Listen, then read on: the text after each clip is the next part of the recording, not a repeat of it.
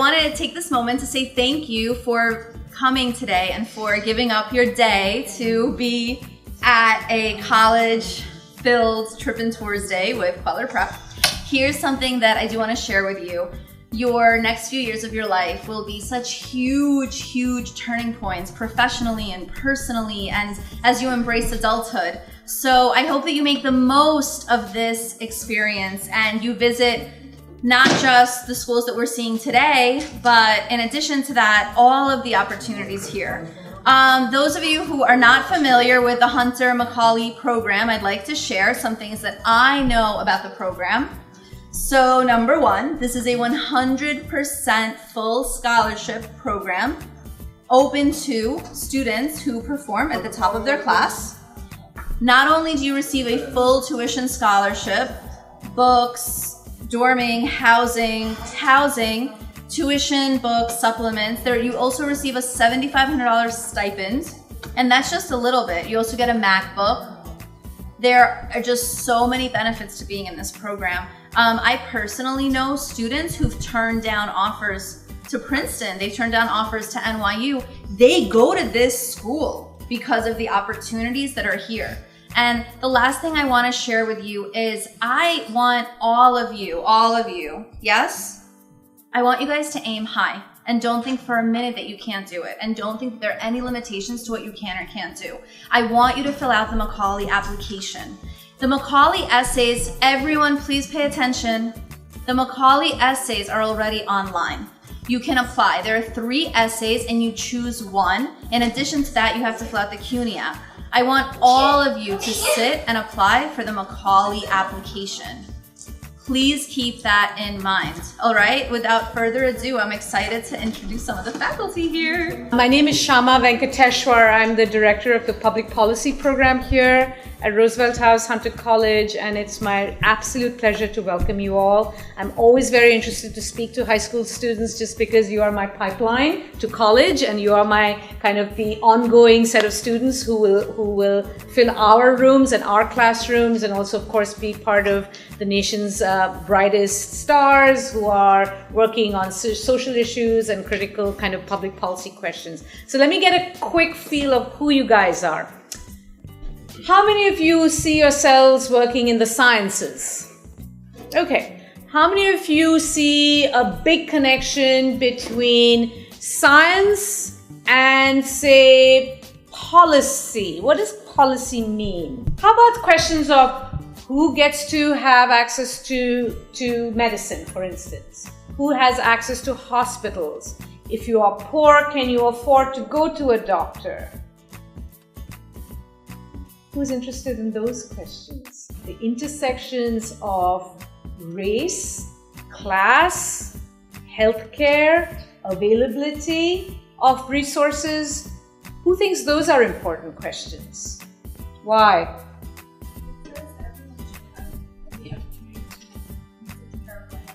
Okay, great. How about questions of the environment? Who's interested in the environment? Who's interested in, for instance, jobs and new areas of kind of technological changes and how technology might play in climate change? Who else is interested in climate and issues? You see climate as intrinsically linked to how we can all breathe and our water resources can be clean and our air can be kind of managed. Is that important? Okay, not to this crowd. How about questions of leadership?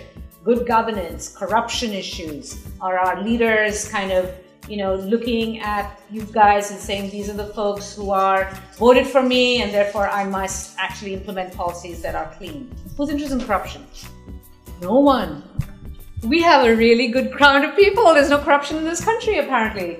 All right, so folks, what public policy really does is kind of talk about the intersections of politics, economy, people, society, men, women, race, class, and really the kinds of issues that we all care about in our lives, okay? So I head up the program that manages the undergraduates who are interested in these core issues, and we actually have a small team of people who work with us. So I'm actually going to turn to Jen Kolaitis, who's the program assistant for the undergraduate public policy program. She's a grad student at Baruch.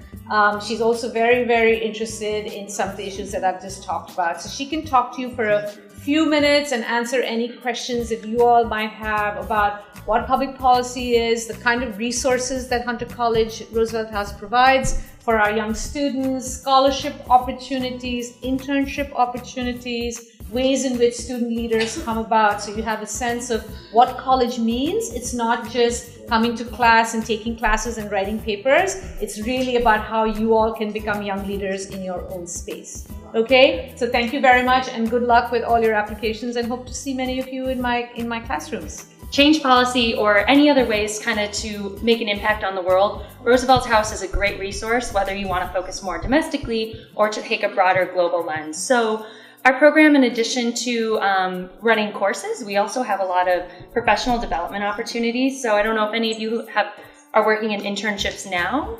Show of hands if you are. Yeah, and then I'm sure if you have any older siblings, classes aren't enough these days, it seems. If you really want to get a job when you graduate from college, you really have to do undergrad or internships. So both of the programs highly encourage internships. We help match students, whether you're interested in working for a government agency, working for a nonprofit, any sort of volunteer opportunity. We really work to help you kind of narrow down your interests and see where your skills can meet a critical need to kind of help in a social justice area. So right now we do offer a lot of funding for internships. So we really try to work to make sure that students, regardless of your financial status, are able to pursue meaningful work outside the classroom as well. It's kind of an exciting time at Hunter and Roosevelt House in general. We do have a big grant that is coming in, and so the grant is really geared towards student engagement funds. So I know as you're shopping around for colleges, I'm sure you guys will have a lot of different opportunities, but remember us in your backyard. We really are doing really great things here. So again, whether you're interested in New York City level politics or all the way up to working at the UN, this is something that we really try to groom students for, and both through our classes, through our evening events, we do field trips, we take students to Washington, D.C., up to Albany. So it's really just a great way to kind of help you kind of narrow down where your academic interests can meet kind of a professional development, and also a way to just get to know students on campus. I think you guys are going to Hunter main campus later, maybe? So this is kind of a nice little oasis. The classes here are really small, so it's a great way to meet other students and really to have kind of a more intimate experience on campus, which Hunter is an amazing school, but some of the classes are pretty big, and our classes here usually are under 25 students. So if anyone has any questions about kind of the academic side and the programs here, I'm happy to answer that. Yeah. So this isn't officially part of Macaulay, but about a third of our students are Macaulay students, so there is a lot of overlap, and we work really closely with some of the Macaulay staff who are also here to say hello. Any other questions? So now, speaking of Macaulay, we have Lev here who can talk to you a little bit about the application process and what you can expect here. Sure. Jen, thanks for the introduction. My name's Lev Sradoff. I'm Director of Macaulay Honors here at Hunter College, and with me I have two of our current students. Why don't you introduce yourself? Hi, my name is Matthew Binstock. I'm a sophomore here. Hi, my name is Otilia. I'm a junior studying economics. My name is Matthew. I'm currently studying computer science and Chinese. So yeah, that's a double major. I'm in the Chinese flagship program here, which is another great program that is a scholarship-based program where you apply and then they fund you to basically become fluent in Chinese over 4 or 5 years, whatever you choose. It depends on your other major. Yeah, preferably 4, but there's something called the capstone year, which is where you actually go to China for 12 months and you have to study there for 6 months, and then you actually have to find your own job internship and work there for 6 months in order to complete the capstone year. And then you get the program certificate after you complete your capstone year. So some majors, especially if you're pre-med, you're probably not going to do this because it's not useful to you, and you're going to be overloaded with other work. But if you're doing anything else like political science, economics, and you choose to do this program, then like I said, it's 4 or 5 years. As for computer science, one of the great things about Macaulay is the fact that I got to stay in New York City and I have access to a ton of high-tech companies that provide us with internships, hackathons, basically all the stuff that I need as a computer science undergraduate student to further my career. And for networking especially, it's really important that you stay in a place with a lot of people and a lot of events so that you meet people that will become very friendly and very useful towards furthering your career in the future. Personally, I'm on a finance track, even though I'm an economics major. All right, besides my economics major, I'm also doing minors in accounting and international relations. Hunter has some really great business courses to offer. Some that I've taken are startup entrepreneurship, business organization and management. And besides the Macaulay Scholarship, I'm also part of the Leon Cooperman Business Scholars Program, which also helps you, pay for things like business clothing, technology and stuff like that. So it's a really great opportunity that you can have both the Macaulay Scholarship and the Business Scholarship. And, Lev is really saying the truth when he's saying we're positioned very well. So I actually had a 1-year-long internship at a consulting firm, right, while I was at school. So, yeah. You could have gone to any college, right? Any college. You're smart, you're ambitious, you're young. What made you choose this college? What were the key points of making you choose this school over others? Well, personally, it was staying in New York City. Since I want to do business, this is the place to do it. Nowhere else could I do internships throughout the year while I was at school. Second, I wouldn't have to, worry about paying for school, and that's a really big part, because I guess it's hard to imagine having, $200,000 in debt, but that's a lot of money and you pay that off throughout the rest of your life, right? So that's, those were the two biggest aspects for me. And third, I guess, was that it is a liberal arts school. So a lot of, business programs really appreciate a well-rounded degree. So besides the classes I was taking in business and economics, I'd be taking the Macaulay seminars, which actually landed me one of my, internship positions right now. Because Can you elaborate a little more? What internship position are you doing right now? Well, I actually just got an offer from Wells Fargo, so in finance. And why did you choose, you could have gone anywhere. What made you choose this program, this school? Well, similarly to Otilia, I think that it's very important as a computer science major to stay in New York City because of all the opportunities that I can get, like Otilia said, throughout the year, which is something that is very difficult for students, especially computer science students that go to schools in the Northeast, to schools in a more suburban area. It's very difficult for them to understand that we get the opportunity to work throughout the year, whereas they really have to focus on landing themselves a summer internship when they get back. So I get to do summer internships as well as intern throughout the year, which is great because my resume is going to look much better than everyone else's. So when you do quite a lot with your time, you really do. You have internships, you have majors, you have double majors. You work at Kweller, so you're busy. You're busy people. They're very, very impressive people. What time do you get up in the morning to go to work? Oh, on Sundays, and we start work at like 7-ish, and then I leave work at 9. What time do you set your alarm? Like 6. 5:45, yeah. Which is applaud-worthy. I want to congratulate them. So on top of working and part-time work and internships, how do you just stay organized? How do you do everything? We want to know, because they're applying to colleges, and some of them have SATs still to take, and some of them have subject tests, and today they're giving up their day to be on a college tour. So when you look back to this time in your life, how did you stay on top of your application and the requirements of your application? I think that the most important thing, at least for me, some people are just like naturally gifted with organizing themselves. And I am so jealous of those people because I don't know how they do it, but for me it's definitely a 2-step thing. I have a planner that I sit down every Saturday or Sunday and I write out the full week ahead of me so I don't forget to do anything, because chances are if I don't write it down, I won't do it. And I have a larger, list of tasks I have to do. And so it was basically the same when I was you guys are juniors or seniors? Seniors, okay. So yeah, basically when I was a senior, it was the same idea. I'd plan out my week. If I had applications, I would pretty much get them done at least 2 weeks in advance, and I'd write it out like, okay, these applications are due next month, so I want to get them finished like at least 2 weeks beforehand so I can have people, you know, review them. And also just finishing your applications early just really reduces the amount of stress that you have in the college application process, which actually, if you're stressed out during the application process, the quality of your essays is really going to suffer.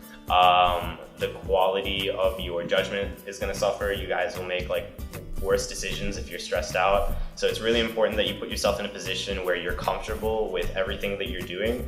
And for me, that's kind of what I still do now. That's why I have to write everything down, just so I have that comfort of knowing that I know everything I have to do and that it's written somewhere. So hypothetically, if I like forget my responsibilities, I can just go and look them up in the planner and I'll know what to do. Just simple, you said write things down. Are you referring to write it down in your phone, or do you actually use a notebook? No, I have an old school planner with like 2-page 1 week spread, and then I like legitimately plan out every day from when I wake up until I go to sleep. That's so awesome. Thank you so much for sharing that piece of information with us. I'm Gardner, and I'm the historian and curator here, and I've taught Macaulay students, and so I know something about Macaulay also, and I just want to encourage you, as much as we'd love to have you apply to Hunter, think about the other Macaulay programs too. For example, if you're interested in engineering, then City College is the place that you want to apply because they have such a great engineering program. So one of the things you should consider, you'll have some choices in terms of Macaulay. You don't just apply to one school, you have 3 options that you can write down. Is what other school might be appropriate for my interests. And so it's just something that you should keep in mind. Our business programs on the undergraduate level in finance and accounting are relatively new, and they grew out of our economics department in response to student demand. So whereas in the past people interested in business might have just gone to Baruch, which is an outstanding business college, now they can come to Hunter, they can major in that area, and yet they still have all the options that they may want in other areas of the humanities or the social sciences or the sciences. So you have to think carefully when you go to a Macaulay, the application site, what would be the best fit for my interests. And in fact, if you're not sure, are there some of you now who are not sure exactly what you want to major in? Everybody's absolutely certain they know what they want to major in? That's really remarkable. If you look at a liberal arts college like Hunter, then you may well find your place there. If you are unsure, and it may be that after that first year in chemistry you say, okay, I'm not going to pre-med, I had a course in anthropology and I really want to follow that route, you have that option at a place like Hunter. So think carefully, what are your interests, what institution is going to serve them best, and when you apply to Macaulay, do that ranking in terms of what will serve you both in the short run and the long run. Okay? Any other questions about Macaulay or Hunter? Now, Hunter, the main campus is only 3 blocks away. As college campuses go, it's pretty small. People like to say that Central Park is part of the campus. It's just 2 blocks away. There are other colleges which have much more extensive campuses. I don't know if you visited some of them. If that's something that's important to you, then you might want to consider a different campus. So you need to weigh and balance all these factors. And I think that the best advice you got here was to think things through carefully, to write things down, and to organize your applications to college. I have a 26-year-old daughter, so I lived through that process. I know how it works, and she even had a spreadsheet for what colleges she was interested in and what point in the application process she was. And I'm sure you're all familiar by now with spreadsheets, so you can use that to help organize your application process. So we're at Roosevelt House. Who are the Roosevelts? Yes? There is Franklin D. Roosevelt as well as Eleanor Roosevelt. Okay. Franklin Delano Roosevelt and his wife, Eleanor Roosevelt. Any other Roosevelts that you know of? Theodore, otherwise known as Teddy Roosevelt. And Teddy Roosevelt was president of this country from about 1901 through 1908. Okay, he had 2 terms. He started out as vice president, and unfortunately, the man he was vice president to, the president, was assassinated, so he became president. He'd already had a lot of experience in public office, and so he served as president. Now, what was his, anybody know what his relationship was to Franklin Delano Roosevelt and Eleanor Roosevelt? Well, he and Franklin were actually distant cousins, even though they were 20 years or so apart in age. And Eleanor Roosevelt was his niece, right? When Franklin Delano Roosevelt married Eleanor Roosevelt, she didn't have to change her name. She was already a Roosevelt, and she would remain that, of course, the rest of her life. So Franklin Delano Roosevelt embarked on a career in public service. He was a lawyer by training.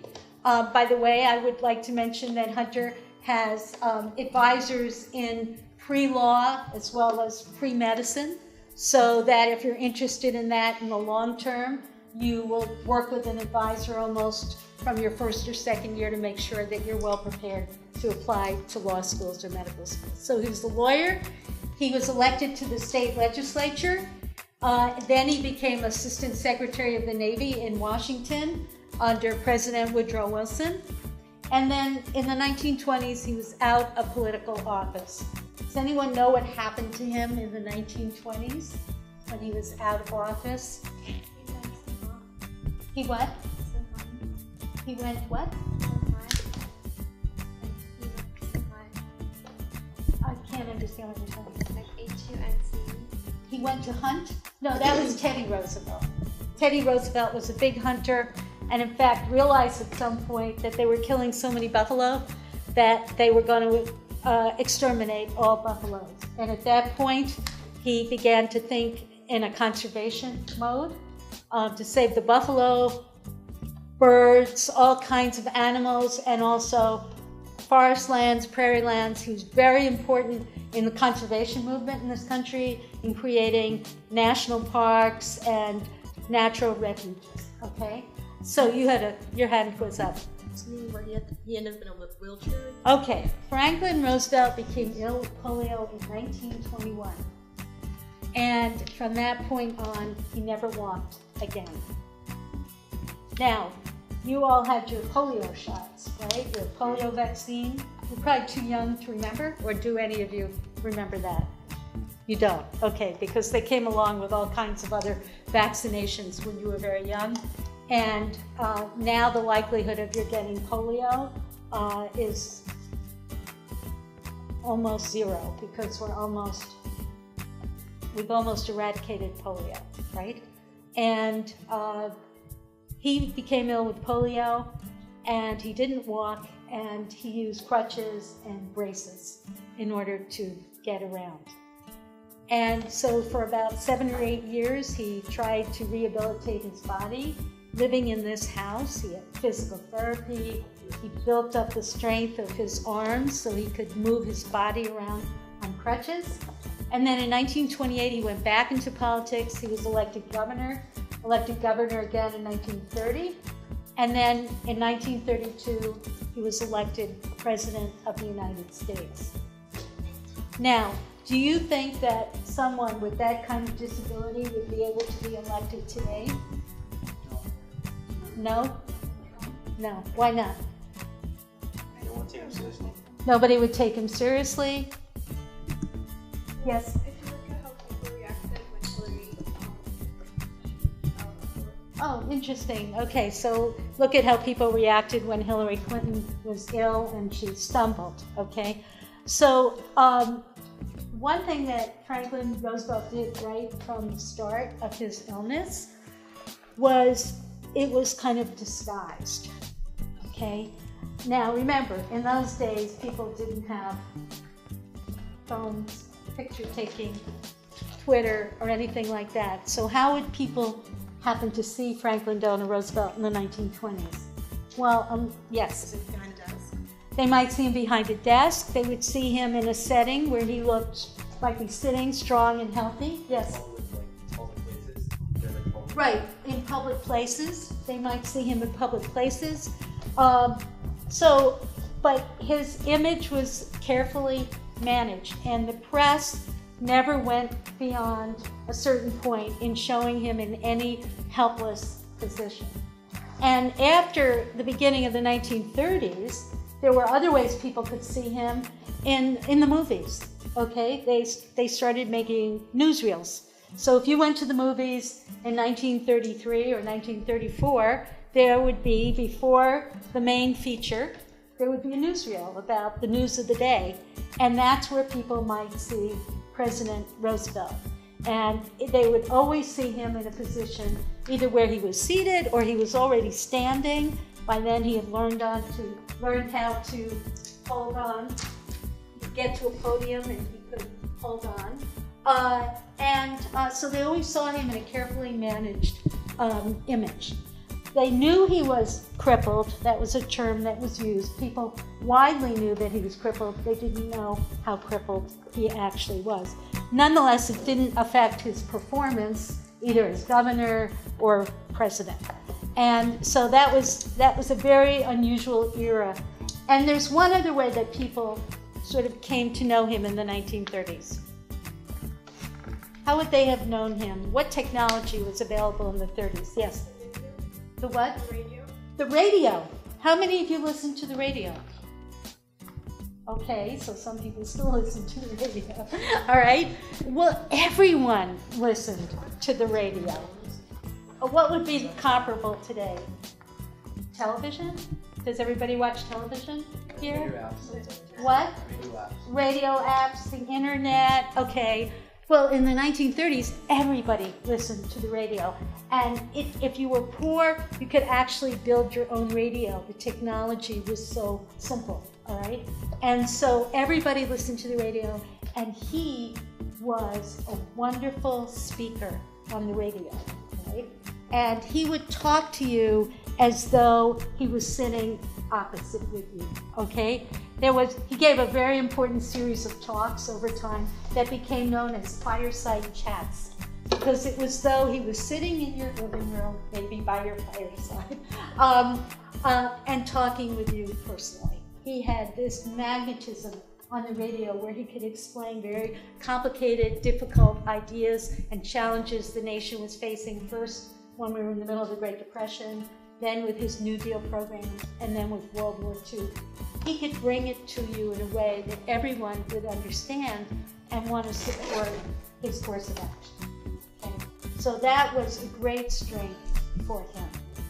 Another great strength for him was Eleanor Roosevelt, who was a person who could get out and about. She was often called his eyes and his legs. She could go visit places, she could report back, and she had a genuine rapport with people.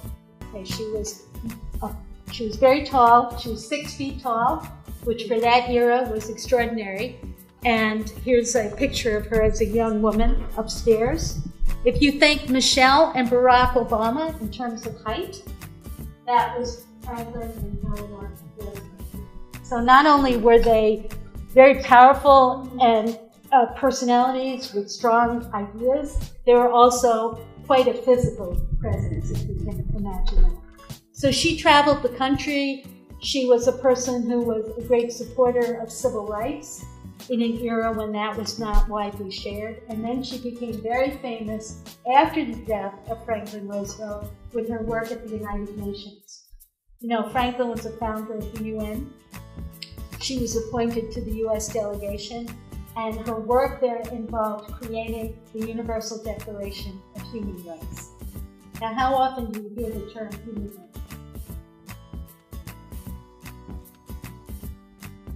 Never? Frequently? Daily? Frequently. Okay, frequently. And we need to practice speaking up, okay? Because your college classes are going to be a mix of some large lecture classes, but you're also going to have a lot of small seminars, and your grade in those seminars is going to be dependent on your participation. So you need to practice getting engaged in that way in terms of a conversation. Even something here where you're asked a question, you should be trying to respond because that's what you're going to be needing to do at the college level. Frequently, you said, well, if you read the newspaper, you read news online, or you listen to news reports, you hear the term human rights almost on a daily basis. And we have Eleanor Roosevelt to thank for that. And this was part of the family's concerns, starting with Teddy Roosevelt. It may not have been framed in the same words, but definitely with Franklin Roosevelt, if you turn around and look at the back wall, he kind of laid the foundation for human rights with a very important speech where he talked about 4 freedoms that everyone in the world should have.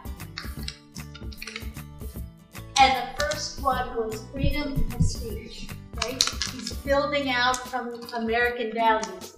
Freedom of speech and expression everywhere in the world. Then the second is freedom of every person to worship God in his own way everywhere in the world.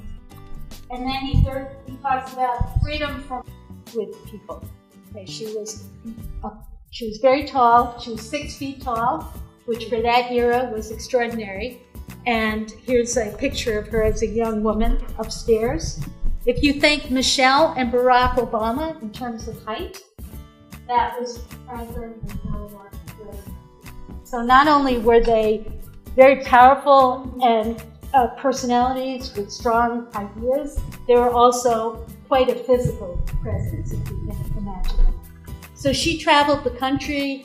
She was a person who was a great supporter of civil rights in an era when that was not widely shared. And then she became very famous after the death of Franklin Roosevelt with her work at the United Nations. You know, Franklin was a founder of the UN. She was appointed to the US delegation, and her work there involved creating the Universal Declaration of Human Rights. Now, how often do you hear the term human rights?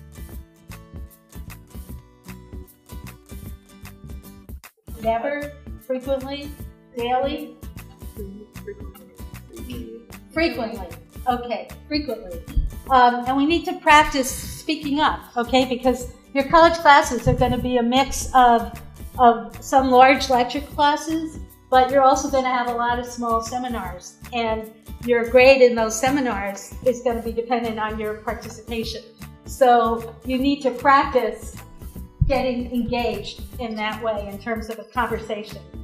Even something here where you're asked a question, you should be trying to respond because that's what you're going to be needing to do at the college level.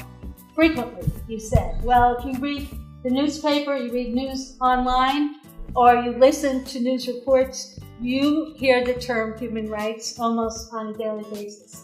And we have Eleanor Roosevelt to thank for that. And this was part of the family's concerns, starting with Teddy Roosevelt. It may not have been framed in the same words, but definitely with Franklin Roosevelt, if you turn around and look at the back wall, he kind of laid the foundation for human rights with a very important speech where he talked about 4 freedoms that everyone in the world should have. And the first one was freedom of speech, right? He's building out from American values. Freedom of speech and expression everywhere in the world. Then the second is freedom of every person to worship God in his own way everywhere in the world.